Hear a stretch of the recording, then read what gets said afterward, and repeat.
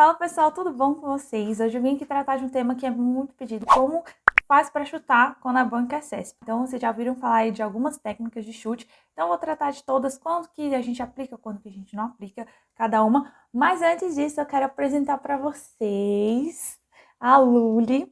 Ela tá pedindo para vocês deixarem um like aí, se inscreverem no canal, ativarem o sininho.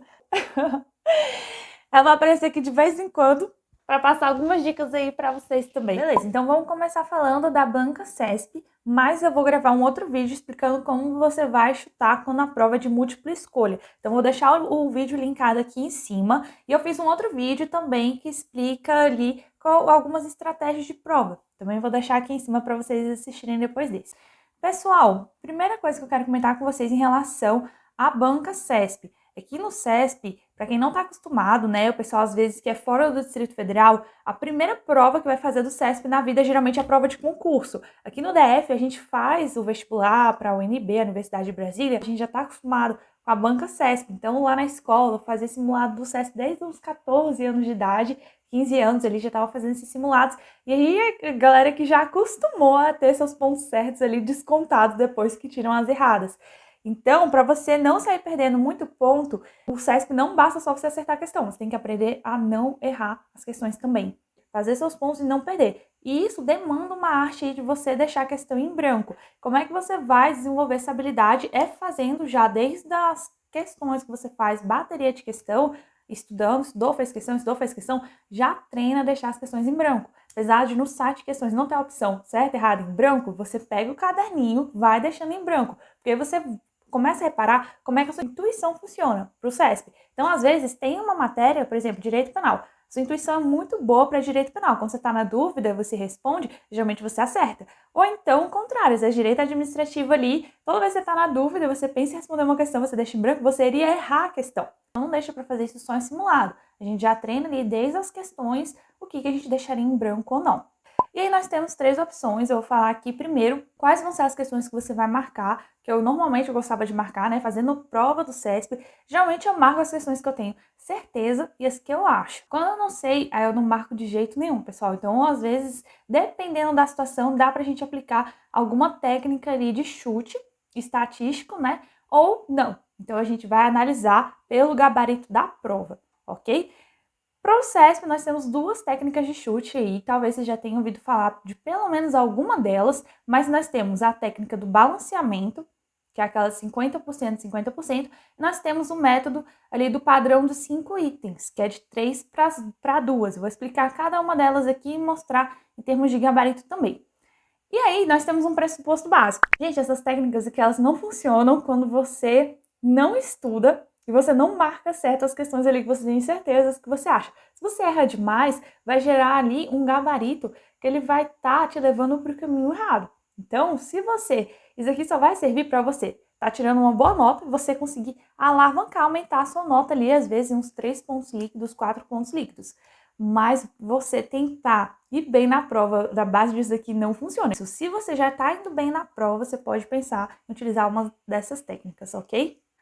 Beleza, então vamos falar do método balanceamento. Pessoal, pegando os gabaritos do CESP, tem uma tendência ali de colocar 50% das questões. Então, de 120 itens, mais ou menos 60 itens certo, mais ou menos 60 itens errado. Então, o gabarito ele fica mais ou menos dividido. Nem sempre fica certinho assim, então de 120 itens, por exemplo, 60, 60, mas fica próximo disso. Então, às vezes fica ali variando em torno dos 60, às vezes um pouco para mais, às vezes um pouco para menos. Mas aí o que você pode fazer, o que o pessoal indica? Você marcou as questões que você sabe ali no gabarito, marquei as questões aqui que eu tenho certezas, que eu acho, e na hora que você vai contar o gabarito no final, você conta e você vê que você marcou mais questões certas do que erradas. E a diferença ficou grande. Então, as questões que estão faltando, a probabilidade maior é que elas sejam do grupo das erradas, certo? Por quê? Porque você marcou menos gabarito, questões erradas. Claramente, ali nas em branco, você teria algumas questões ali que seriam certas, mas quando você desconta as questões ali erradas das certas, você acaba sobrando ponto para você. Essa não é a minha técnica favorita, a que eu gosto mais é a que eu vou falar posteriormente, tá? Mas existe essa técnica também. Então aqui, um exemplo prático para vocês. você marcou 90 itens no seu gabarito. Você contou o seu gabarito. Você é muito bom para identificar quando a questão está certa e você tem dúvida quando a questão está errada. E aí você marcou 60 questões certas e 30 erradas. Então, 90 sobraram numa prova ali de 120 itens, sobraram 30 em branco. Como você marcou menos questões erradas, você vai nas 30 que estão em branco e marca o restante inteiro como se fosse errado. Isso daqui é para te render alguns pontinhos líquidos ali, ok? Se você tivesse acertado 100% aqui das 90 questões que você marcou, no caso, você teria ido muito bem. Só que o que acontece? Como você não acerta todas, aí dá uma pontuação menorzinha ali, mas você ainda consegue ganhar alguns pontos líquidos. Mas o que acontece? Normalmente, quando você conta o seu gabarito ali no final da prova, não dá uma diferença grande entre os itens certos e os itens errados. Então, por exemplo, quando é que não funciona essa técnica? Muita gente fala quando funciona essa técnica, mas não fala quando não funciona. Quando a diferença ela não existe, ou então a diferença é muito pequena entre a quantidade de itens certos e a quantidade de itens errados. Então, por exemplo, aqui na tela, você marcou 45 questões certas, 45 erradas. Então, o que você iria fazer nas 30 questões restantes ali? Nada, certo? Ou então, você marcou 52 certas e 54 erradas. Também a diferença é muito pequena, não compensa você chegar ao restante do gabarito e sair chutando tudo certo aqui, por exemplo, por causa dos 52, sendo que só tinha 2 de diferença. Então, como a diferença é muito pequena, não compensa utilizar essa técnica, ok? Beleza, eu vou fazer um vídeo explicando como é que vai funcionar para múltipla escolha, essa técnica aí do balanceamento, e me rendeu um ponto ali, um ponto não, na verdade foi uma questão da parte específica da minha prova que tinha peso 2, então assim, me ajudou aí a aumentar a minha classificação. Mas agora eu vou falar a técnica que é a que eu mais gosto para a banca CESP, que é o método padrão dos 5 itens. Então o pessoal estava analisando aí diversos gabaritos da banca CESP e eles separaram que a maioria das vezes, tá? Não é sempre, mas a maior parte das vezes, estatisticamente falando, existe um padrão. A cada 5 itens do CESP lá, então tipo de 1 a 5, do 6 ao 10 e assim por diante, a maior chance aqui é que tenha 2 erradas e 3 certas, ou o inverso, ou então 2 certas e 3 erradas. Ou seja, é muito difícil da questão 1 a 5 serem todas erradas ou todas certas. Isso é muito difícil. Ou então ter 4 certas, 4 erradas aqui, dentro desses 5 itens. Mostrando aqui na prática para vocês. Esse aqui foi o último concurso da PRF, tá? Não foi o de 2021, foi o de 2018. Então aqui, ó, analisando, mostrando para vocês, ó, de 1 a 5. Essa aqui tá anulada, então não vou fazer a análise, mas vou fazer aqui das que não tiveram questões anuladas. Então, das 6 a 10 no gabarito, 3 questões certas e 2 erradas. Da 11 a 15, 3 erradas e 2 certas. Da 16 a 20, 3 erradas e 2 certas. Então, se você comparar inteiramente nesse gabarito aqui, tinha 2 questões erradas e 3 certas, ou então o contrário. Então, muito difícil ali, vamos ter 4 certas ou 4 erradas. Mas pode acontecer? Pode. Então, essa técnica aqui é para você utilizar com cautela, mas às vezes ela consegue te mostrar alguma questão. Então, por exemplo, você está aqui, você respondeu a questão 11, 12, a 14 e a 15. E você ficou com dúvida na 13. Se você tem certeza da 11, que a 11 estava errada, a 14 estava errada e a 15 estava errada, a chance maior, quando eu falo que a chance é maior, assim, pelo menos uns 80% de chance aí de que o 13 seja certo, entendeu? Então, se você estava na dúvida na questão 13, ao invés de deixar em branco, você vai lá, marca certo, muita gente consegue alavancar ali uns 4 pontos líquidos. Gente, 4 pontos líquidos na banca CESP é muita coisa. Então, claro, isso aqui, se você já errou a questão 11, errou a 14, isso aqui você vai perder mais um ponto provavelmente.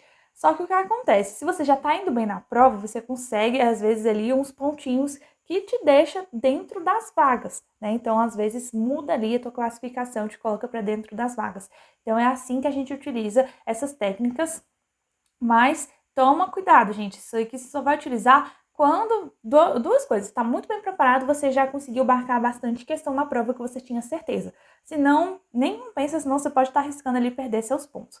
Ok? Mais algumas dicas. Tenta identificar quando você está fazendo questões ou então simulados, se você não tem uma tendência negativa em relação ao CESP. Tá? Existem 2 tipos de pessoas. Quando a pessoa tem uma tendência negativa, ou ela tem uma tendência que é acreditar muito na banca CESP.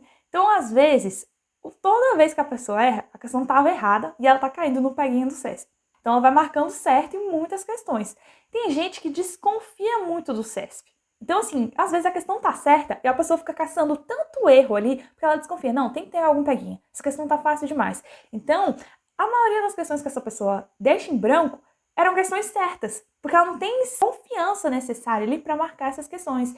Então, tente entender ali, fazendo simulado, fazendo muita questão da banca CESP, se você não tem uma dessas tendências negativas para você consertar antes da tua prova. Porque se você perder essa confiança aí nas questões certas, você, toda vez que tem uma questão certa, você deixa em branco, você vai perder muito ponto na hora da prova, tá bom? E mais um detalhe aí, que é o que um professor falava, ele geralmente falava assim, ele lê a questão uma vez, aí ele vai ler a segunda vez. Se ele não identificava o erro, ele lia a terceira vez para ter certeza. Porque se é um conteúdo que você sabe, geralmente, quando tem algum erro ali no item, a gente, né, desperta um alarme. Você fala, tem alguma coisa estranha nesse item?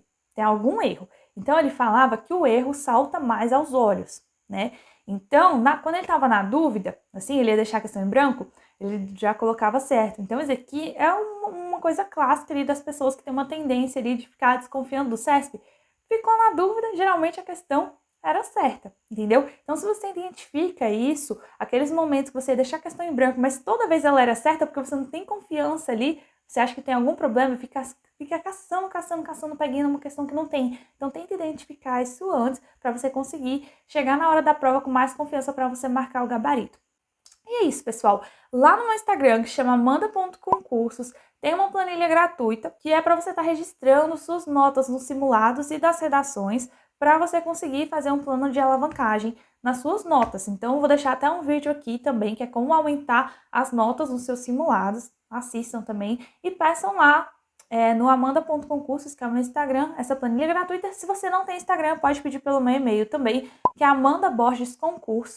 concursos@gmail.com, tá? E é isso, pessoal. Espero que vocês tenham gostado desse vídeo. Vou deixar linkado aí os outros que eu comentei para vocês. Já se inscreva no canal, deixe seu joinha e ative o sininho para você estar recebendo as próximas dicas. E até o próximo vídeo. Tchau, tchau!